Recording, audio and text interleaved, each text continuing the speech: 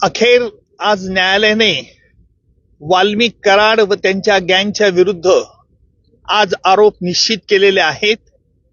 दिनांक 9 डिसेंबर 2024 रोजी संतोष देशमुख यांचा कट करून संगनमताने आरोपींनी खून केला आणि त्याचप्रमाणे यातील काही पुरावा नष्ट करण्याचा प्रयत्न केला. याला कारण म्हणजे वाल्मिक कराड याला जी खंडणी जो मागत होता ती खंडणी अबाडा कंपनीकडनं मिळण्यास अडथळा संतोष देशमुख यांनी केला. याकरिता त्यांचा खून करण्यात आला अशा रीतीचा सरकारतर्फे आम्ही आरोप प्रस्तावित केला. न्यायालयाने आरोप त्याप्रमाणे आज निश्चित केले. एकूण सगळ्या आरोपींच्या विरुद्ध आज निश्चित करून त्याची पुढील तारीख आता 8 जानेवारी ही तारीख ठेवलेली आहे.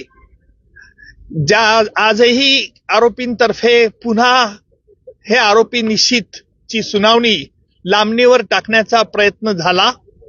आरोपींनी या खटल्यामध्ये आतापर्यंत जे D2 ऑपरेशन केलं, ज्याप्रमाणे पाकिस्तानतर्फे K2 operation, K for Kashmir आणि K फॉर खलिस्तान असं केलं जात होतं, त्याचप्रमाणे आरोपींनी देखील या खटल्यात वेळोवेळी वेगवेगळे हातखंडे वापरून D2 operation, D for delay आणि डिरेल, उशीर करणं आणि खटला उलथून टाकण्याचे प्रयत्न होते.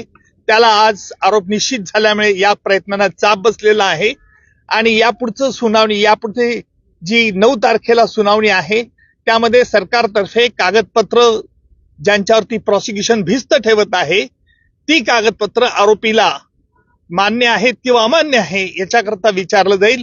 त्याच्यानंतर साक्षीदारांची यादी दिली जाईल आणि प्रत्यक्ष पुराव्याचं काम लवकरच सुरू होईल.